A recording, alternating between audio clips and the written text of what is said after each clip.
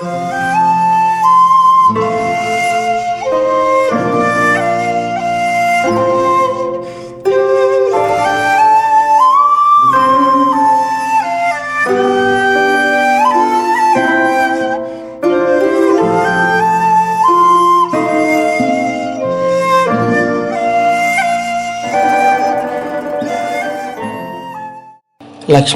నీకు విషయం చెప్పనా?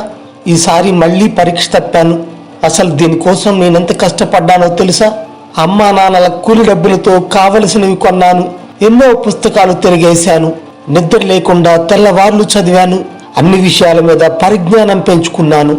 ఈ పరీక్ష ఒక్కటి విజయం సాధిస్తే ఎక్కడైనా చిన్న ఉద్యోగం వస్తుందేమో. అమ్మను నాన్నను కష్టపెట్టకుండా ఇంట్లోనే ఉంచి సుఖపెట్టాలనుకున్నా. అంతా నా కర్మ. అయినా నా జాతకం మంచిది కాదులే లక్ష్మి. దురదృష్టవంతుణ్ణి. ఎవరేం చేస్తారు చెప్పు? నా చిన్నప్పుడు ఒకసారి చిలక జోస్యం చెప్పించుకున్నా. అతడు నా జాతకం చూసి నీకు భవిష్యత్తులో ఎన్నో కష్టాలు వస్తాయని చెప్పాడు. అందువల్లనేనేమో నేను పట్టుకున్న ప్రతి నాకు వ్యతిరేకంగా పనిచేస్తుంది. చీచి, వెధవ జీవితం. పుడితే డబ్బును వాడిగా పుట్టాలి, లేకపోతే బిచ్చుగాడిగానైనా పుట్టాలి. అంతేకాని ఇలా అటు ఇటు కాకుండా ఉండకూడదు. లేకపోతే ఏంటిది లక్ష్మి? వెధవ జీవితం. అటు ముందుకు పోదు, ఇటు వెనక్కి రాదు. రాము, ఎందుకలా ఎప్పుడు నిన్ను నువ్వు నిందించుకుంటావు? నీలో నువ్వే కుంగిపోతావు. కష్టాలు నీకొక్కడికే కాదు రాము. ఈ భూమి మీద జీవించే ప్రతి మనిషికి కష్టాలుంటాయి. ప్రతి మనిషికి సమస్యలుంటాయి. కాకపోతే ఎవరి కష్టాలు వారివి. కొందరికి ఒక రకమైన సమస్య ఉంటే ఇంకొకరికి మరో విషయంలో కష్టం ఉంటుంది. అందుకని కష్టసుఖాలను సమానంగా స్వీకరించి ఆనందంగా ఉండటానికి ప్రయత్నించు. లేదు లక్ష్మి, నీ మాటతో నేను ఏకీభవించను. కష్టాలు, కన్నీళ్లు, సమస్యలు అందరికీ లేవు. కేవలం నాకు మాత్రమే ఉన్నాయి. ప్రపంచంలో అందరూ ఎంతో సుఖంగా ఆనందంగా ఉన్నారు. సమయానికి తింటున్నారు, హాయిగా నిద్రపోతున్నారు. అదిగో అటుగా వెళ్తున్న వ్యక్తిని చూడు, ఎంతో ఆనందంగా ఉన్నాడు. ఇదిగో ఇటువైపు చూడు, ఆ వెళ్తున్న స్త్రీని చూడు, ఎంత ప్రశాంతంగా ఉందో, ఎంత ఆనందంగా ఉందో. అందరూ ఎవరి మానాన వారు జీవితాన్ని ఆనందిస్తున్నారు. కేవలం దురదృష్టవంతుడైన నేను మాత్రమే కష్టాలు పడుతున్నాను. పిచ్చిరాము, నువ్వు అర్థం లేని అపోహల్లో ఉన్నావు. వాళ్ళంతా పైకి అలా కనబడుతున్నారు, కానీ వాళ్ళ సమస్యలు వారికి ఉంటాయి. సరే, ఇలా నేనెంత చెప్పినా నీకు అర్థం కాదు. కానీ ఒకసారి నువ్వు చెబుతున్న సమస్యలు లేని వారింటికి వెళదాం పదా. వారు జీవితంలో ఎంత ఆనందంగా ఉన్నారో తెలుసుకుందాం పదా. ఇప్పుడు నా దారికి వచ్చావు లక్ష్మి నువ్వు. పద పోదాం. వాళ్ళు ఎంత ఆనందంగా ఉన్నారో, నేను ఎంత దురదృష్టవంతునో నీ కళ్ళారా చూద్దు గాని పద. రాము, లక్ష్మి ఇద్దరు మంచి స్నేహితులు. ఆ ఊళ్ళో పక్కపక్కన ఇళ్లలో ఉంటారు. వారి తల్లిదండ్రులు రెక్కల కష్టం మీద జీవిస్తూ తమ బిడ్డలు కూడా తమలాగే కాకూడదని వారిని పట్నంలో చదివించారు. ఇప్పుడు చదువులు పూర్తయి ఇద్దరు ఉద్యోగ ప్రయత్నాల్లో ఉన్నారు. వారి కోసం ఏవో పరీక్షలు ప్రయత్నాలు చేస్తున్నారు. అయితే ఫలితం రావడం లేదు. అయితే లక్ష్మి సానుకూల మనస్తత్వం కలిగినది. ఎదురైన అపజయాలను తేలికగా తీసుకుని తిరిగి ప్రయత్నం చేస్తుంది.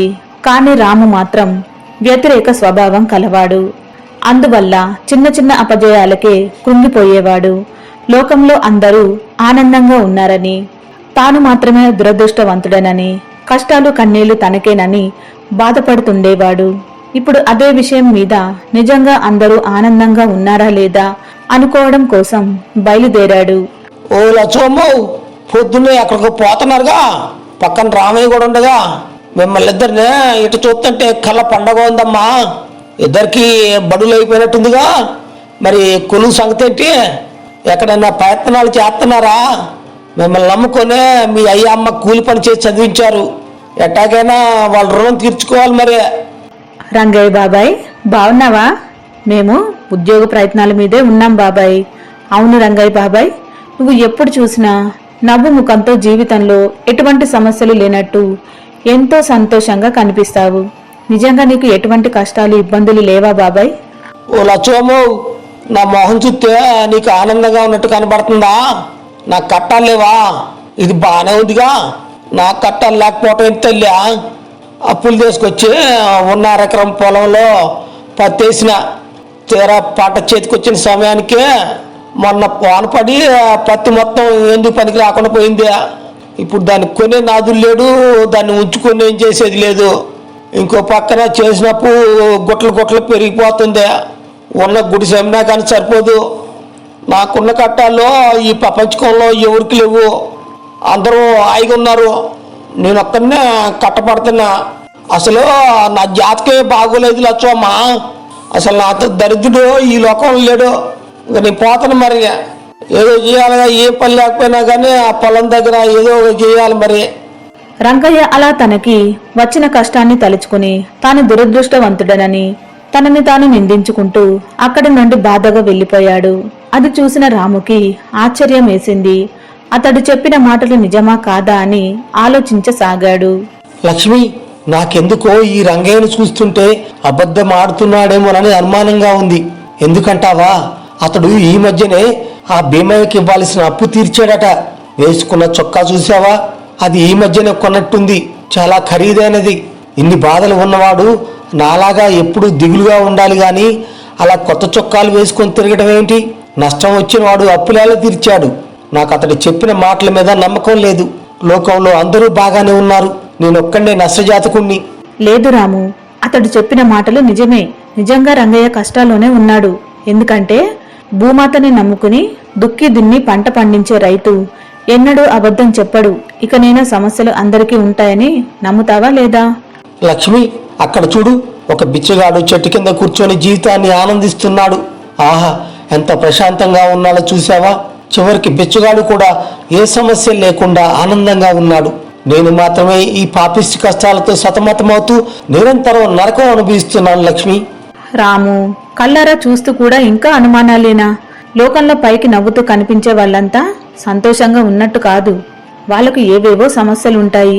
సరే, నీ ఆలోచన నేనెందుకు కాదనాలి? పద, ఆ బిచ్చగాడి దగ్గరకు వెళ్దాం. అలా ఇద్దరూ నడుచుకుంటూ బిచ్చగాడి ఆనందానికి గల కారణాలేంటో తెలుసుకుందామని అతడు కూర్చున్న చెట్టు వద్దకు వెళ్లారు. ఆ సమయంలో బిచ్చగాడు తాను బిచ్చమెత్తుకున్న చిల్లర డబ్బులను లెక్క పెట్టుకుంటున్నాడు. తాత, నీ పేరేమిటి? నువ్వు ఎంత అదృష్టవంతుడివి. అసలు నీ ఆనందానికి గల కారణమేంటి? నాకు ఉన్నట్టుగా నీకు సమస్యలు ఎందుకు లేవు? తాత, నీ ఆనంద రహస్యమేంటో నాకు చెప్పవా? నన్ను ఈ సమస్యల బారి నుంచి బయటపడేవా? ఏంటి బాబు, నేను ఆనందంగా ఉన్నానా? నాకు కట్టాలేవి లేవా? ఏంటి బాబు నువ్వు మాట్లాడేది? నా జీవితం అంతా ముళ్ళపాన్ బాబు. నేను పానంగా ప్రేమించి నమ్ముకున్న నా వాళ్ళే నన్ను మోసం చేసి నా ఆస్తి మొత్తం దోచుకొని వాళ్ళ పేరు మీద రాయించుకొని నన్ను ఇంట్లోంచి గెంటేశారు బాబు. అయిన వాళ్ళ మోసాన్ని తట్టుకోలేక చచ్చిపోదాం అనుకున్నాను. కానీ అంతలోనే కొద్దిపాటి ధైర్యం తెచ్చుకొని ఆ ఊరు ఇడిసి ఈ ఊరికొచ్చి ఇంటింటికి తిరిగి ఇంత ముద్ద అడుక్కుంటున్నాను బాబు. నా జీవితంలో వెనక్కి తిరిగి చూసుకుంటే అంతా శూన్యం బాబు. లోకంలో అందరికన్నా నాకే ఎక్కువ కష్టాలున్నాయి. నాకు కష్టాలు లేకపోవటం ఏంటి బాబు? కష్టాలకు మరో పేరే నేను బాబు. చూసావా రాము, లోకంలో అందరూ బాగున్నారని నువ్వొక్కడివే సమస్యలతో బాధపడుతున్నావని చెప్పావు. ఇప్పుడు అర్థమైందా అందరికీ కష్టాలు ఉంటాయని? ఇక పద, ఇంటికి పోదాం. ఇక నుంచైనా నిన్ను నువ్వు తక్కువ చేసుకోకుండా మంచిగా ఆలోచించు. అలా లక్ష్మి స్నేహితుడితో చెప్పి ఇంటికి తీసుకుపోయింది. అయితే రాము మాత్రం సమస్యలు అందరికీ ఉంటాయనే విషయాన్ని జీర్ణించుకోలేకపోతున్నాడు. ఇంటికి వచ్చేసరికి తల్లి తండ్రి మంచంలో కూర్చుని ఏదో ఆలోచిస్తున్నారు. వెంటనే రాముకి ఒక ఆలోచన వచ్చింది. బయటి వాళ్ళు అబద్ధం చెబుతున్నారని, తండ్రి అయితే నిజం చెబుతాడని ఆలోచించాడు. నాన్న, నాదో సందేహం తీరుస్తావా? అదేంటంటే, నువ్వు అమ్మ ఏదైనా కష్టాల్లో ఉన్నారా? మీకు కూడా ఏమైనా సమస్యలు ఉన్నాయా? ఉంటే నిజం చెప్పు నాన్న, మీకు సమస్యలు ఉన్నాయా లేవా? రాము ఉన్నట్టుండి అలా అడిగేసరికి తల్లి తండ్రికి మతిపోయినట్టయింది. సమాజంలో ఎంతో మంది కొడుకులు అమ్మా నాన్నలను పట్టించుకోకుండా తమ విలాసాల్లో తాము ఉంటున్నారు. మరి తమ బిడ్డ వింతగా తమ కష్టాల గురించి, సమస్యల గురించి అడుగుతున్నాడేంటా అని ఆశ్చర్యపోయారు. తమ కష్టాలు బిడ్డకు తెలియకూడదని, తెలిస్తే బాధపడతాడని, బిడ్డ ఆనందంగా ఉండటమే ముఖ్యమని భావించారు. అబ్బే, మాకేం కష్టాలు లేవు నాయనా, మేము చాలా ఆనందంగా ఉన్నాం. ఇప్పుడే నీ గురించే మేమిద్దరం ఆలోచిస్తున్నావు నాయనా. నీ బంగారు భవిష్యత్తు గురించి కళ్ళకంటూ మురిసిపోతున్నావు నాయనా. మాకే సమస్య లేవు నాయనా. మా గురించి నువ్వేం ఆలోచించు. మాకు నీ ఆనందమే మాకు ముఖ్యం నాయనా. నువ్వు చల్లగా నిండు నూరేళ్ళు వర్ధిల్లాలి. అవును నాయనా, మేము చాలా సంతోషంగా ఉన్నామురా. మాకే కష్టం లేదు. నాయనా రాము, ఈ రోజు నీకిష్టమని బడియాల పులుసు చేశాన్రా. త్వరగా కాళ్ళు చేతులు కడుక్కుని రాపు, అన్నం పెడతాను. అలా తల్లి తండ్రి తమకు ఏ సమస్యలు లేవని ఆనందంగా ఉన్నామని చెప్పేసరికి రాములోని అపనమ్మకానికి బలం చేకూరింది. సమాజంలో అందరూ ఎంతో ఆనందంగా ఉన్నారని, సమస్యలు తన ఒక్కడికేనని పూర్తి నమ్మకానికి వచ్చాడు. అలా ఆ రోజు గడిచింది. మర్నాడు ఎప్పటిలా లక్ష్మీరాము కూర్చొని అదే విషయంపై మాట్లాడుకోసాగారు. ఇంతలో ఒక సన్యాసి అటుగా వచ్చాడు. బిడ్డలారా, ఈ దారి రామపురానికి వెళ్తుందా అని అడిగాడు. రామాపురమా? వెళ్తుంది స్వామి. అదిగో ఆ గుట్ట దాటారంటే వచ్చేది రామాపురమే. స్వామి, నాదో సందేహం. లోకంలో అందరూ ఏ సమస్యలు లేకుండా ఆనందంగా జీవనం గడుపుతున్నారు. చివరికి మా అమ్మ నాన్న కూడా ఆనందంగానే ఉన్నారు. కానీ వాళ్ళ కడుపున పుట్టిన నా ఒక్కడికే ఎందుకిన్ని కష్టాలు, ఎందుకిన్ని సమస్యలు? దయచేసి అందరిలా నేను ఆనందంగా ఉండే మార్గం చెప్పండి స్వామి. ఓ, నువ్వు సమస్యల బాధితుడువా?